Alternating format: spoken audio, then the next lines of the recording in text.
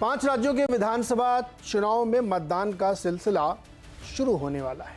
7 नवंबर यानी कल मिजोरम की सभी 40 सीटों पर वोट डाले जाएंगे, जबकि छत्तीसगढ़ में पहले राउंड में 20 सीटों पर मतदान होगा, जिसमें 223 उम्मीदवारों की किस्मत दांव पर लगी है। छत्तीसगढ़ में कांग्रेस और बीजेपी के बीच कड़ी टक्कर की बात कही जा रही है। कांग्रेस के भूपेश बघेल सरकार की योजनाओं और उपलब्धियों के दम पर फिर से सरकार बनाने के लिए ताल ठोक रही है। वहीं बीजेपी 5 साल तक एकदम नदारद रही और अब दावा ठोक रही है कि वो कांग्रेस सरकार को चैलेंज कर रही है। लेकिन बिना सीएम के चेहरे के कौन मैदान में है, ये भी एक सवाल छत्तीसगढ़ में है, क्योंकि रमन सिंह इस बार चेहरे के तौर पर सामने नहीं रखे गए। लेकिन चुनाव से ठीक पहले महादेव बेटिंग ऐप स्कैम से पूरे छत्तीसगढ़ में एक सियासी भूचाल जैसा मचा हुआ है, जिसको देखिए उसकी जुबान पर यही चर्चा चल रही है। ईडी की गिरफ्त में मुख्य आरोपी ने भूपेश बघेल पर 508 करोड़ रुपए लेने का आरोप लगाया है। चुनाव से ठीक पहले इस तरीके के आरोप, ईडी की कार्रवाई किस तरीके के मसले रखती है, किस तरीके के राजनीतिक बदलाव को रखती है और क्या इसका कोई फ़ायदा होता है, ये भी एक बड़ा सवाल लोगों के बीच चर्चा का विषय है। इस मामले को लेकर बीजेपी कांग्रेस को घेरने की कोशिश कर रही है। बघेल भी मजबूती के साथ बीजेपी को जवाब दे रहे हैं। क्या इससे कोई भ्रष्टाचार का मुद्दा चस्पा होता है उस सरकार पे, जैसा कि कर्नाटक में हुआ था? क्या फ्रंट फुट पर खेल रही कांग्रेस अब बैक फुट पे आ जाएगी? छत्तीसगढ़ में बीजेपी की स्ट्रेटजी क्या है? इन्हीं सवालों को लेकर आज हम चर्चा करने वाले हैं आवाज़ अड्डा में। बातचीत करने के लिए हमारे साथ जो वरिष्ठ मेहमान हैं, उसमें बहुत ही सीनियर जर्नलिस्ट सतीश के सिंह जी हैं, साथ ही वरिष्ठ पत्रकार शोधन त्रिपाठी, प्रेम कुमार जी और छत्तीसगढ़ से शिरीष मिश्रा, दरअसल नाम से ठीक कर लीजिएगा, शिरीष मिश्रा है, जो वहाँ कई चैनलों के संपादक रह चुके हैं और बहुत लंबे समय तक ग्राउंड में वहाँ पे काम किया है। तो शिरीष जी से हम समझेंगे कि दरअसल छत्तीसगढ़ में चल के रहा। वैसे शिरीष जी की एक विशेषता बता दूं मैं, पिछली बार के चुनाव में मेरी जो अपनी रिसर्च चलती रहती है, उसमें एकमात्र पत्रकार थे जिन्होंने ये घोषणा की थी कि यहाँ कांग्रेस ज़बरदस्त विक्ट्री करेगी, और ये सिर्फ शिरीष जी ने मुझे बताया था। खैर, चलिए बातचीत की शुरुआत करते हैं और समझने की कोशिश करते हैं कि छत्तीसगढ़ में चल क्या रहा है। शिरीष जी आपके पास थोड़ा देर से आते हैं, पहले सतीश जी के पास चलते हैं वरिष्ठता के क्रम में। सतीश जी, क्या चल रहा है छत्तीसगढ़ में? क्या चल रहा है? चुनाव से ठीक पहले आप अगर ये सवाल पूछते हैं। सतीश जी, माफी के साथ एक निवेदन है, जो कि हम लोग मतलब क्या कहें, दायरे के अंदर काम करते हैं, तो चुनाव आयोग बार बार गुस्सा हो जाता है कि आप लोग ये सब पोल वोल की बातें मत करिए ठीक एक दिन पहले। तो उस मर्यादा का ध्यान रखते हुए हम लोग किसी ओपिनियन पोल का हवाला नहीं देंगे। आप शुरू करिए सर। सतीश जी, मैं तो ऐसे भी ओपिनियन और ये सब पोल को मानता अरे मैंने एक जेनरिक सबके लिए बोला है, जिससे दर्शक एकदम अवेयर रहे कि हम कोई गड़बड़ नहीं करते भाई। नहीं, दरअसल आप मेरे बोलने से ठीक पहले, अरे वो भूल गया था दरअसल में, एक्चुअली वो। चलिए छोड़ दीजिए इसको जी। देखिए, छत्तीसगढ़ मैं मानता हूँ, हाँ, इस बार जहां भी चुनाव हो रहे हैं, असेंबली चुनाव, उसमें जो कांग्रेस का जो सबसे ज्यादा चांस है वो छत्तीसगढ़ सबसे ज्यादा है। मैं छत्तीसगढ़ को एक मॉडल स्टेट भी मानता हूं कांग्रेस के लिए। मैं भी इसी विचार का पिछले बार था कि छत्तीसगढ़ में कांग्रेस पार्टी जो है स्वीप करेगी, ऐसा मैं मानता था। और दूसरी चीज ये भी है कि चाहे स्कीम हो, चाहे नेतृत्व हो, चाहे राहुल गांधी का कॉन्सेंट्रेशन हो, और वहां की मतलब हर तरह से हमको लगता है कि उन्होंने वो छत्तीसगढ़ का एक मॉडल बनाया था, और वो उसका नतीजा भी उनको मिला था, पहली बात। तो अब उस लिहाज से देखिए, अब इस बार के चुनाव में जहां भी राज्यों में चुनाव हो रहे हैं, एक खास चीज मुझे दिखाई पड़ती है कि वहां के जो इनकम्बेंट एमएलए हैं, उन लोगों ने काम कितना किया है, मतलब एमएलए के प्रति एंटी इनकम्बेंसी कितना है। मैं मानता हूं कि भूपेश बघेल का एक सर्वमान्य चेहरा है, कद्दावर चेहरा है।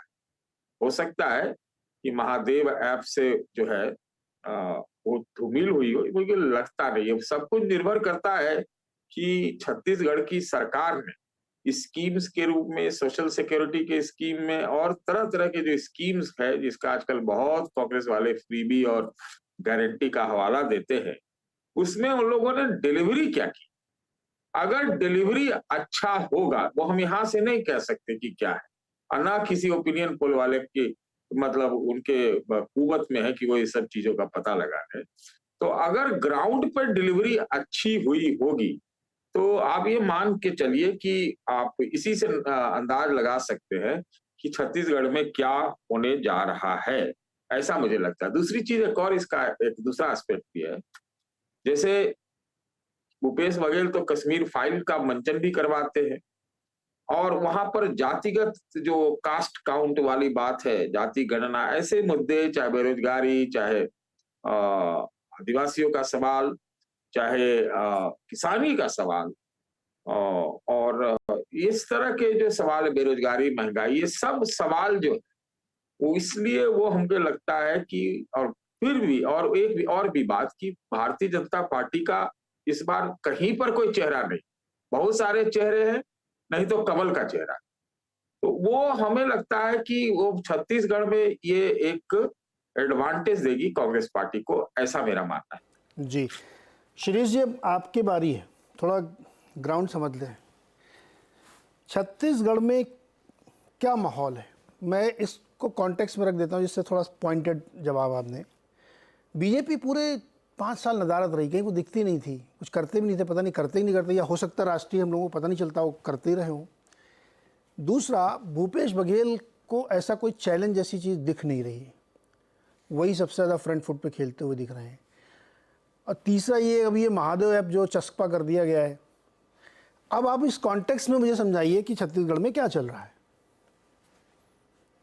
देखिए, आपके साथ जो पैनल है उसमें बहुत वरिष्ठ लोग हैं, लेकिन मैं छत्तीसगढ़ में, जिस दिन छत्तीसगढ़ की स्थापना हुई 1 नवंबर 2000, उसके ठीक 40 दिन बाद मैं छत्तीसगढ़ में आ गया। आप बहुत अच्छे से वाकिफ हैं, आप मेरे साथ यूनाइटेड न्यूज ऑफ इंडिया में थे। और उस समय जो माहौल था, 3 साल तक ऐसा लग रहा था कि सिर्फ अजीत जोगी, अजीत जोगी, अजीत जोगी हैं।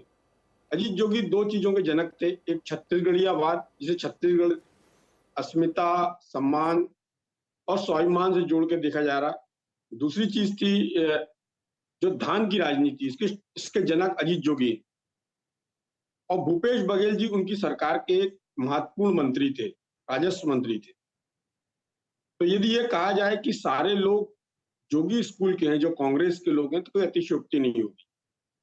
और जहां तक जो छत्तीसगढ़ में माहौल बन रहा है या बनता दिख रहा है, जिनके बारे में आपने अपने शुरुआती बात में कहा कि सामने कोई चेहरा नहीं, इस बात को अजीत जोगी बहुत चैलेंज करते थे कि भाजपा में कौन चेहरा है, दिलीप सिंह जूदेव हैं कि रमेश बैस हैं कि नंद कुमार साय हैं कि डॉक्टर रमन सिंह हैं कि ब्रजमोहन अग्रवाल है।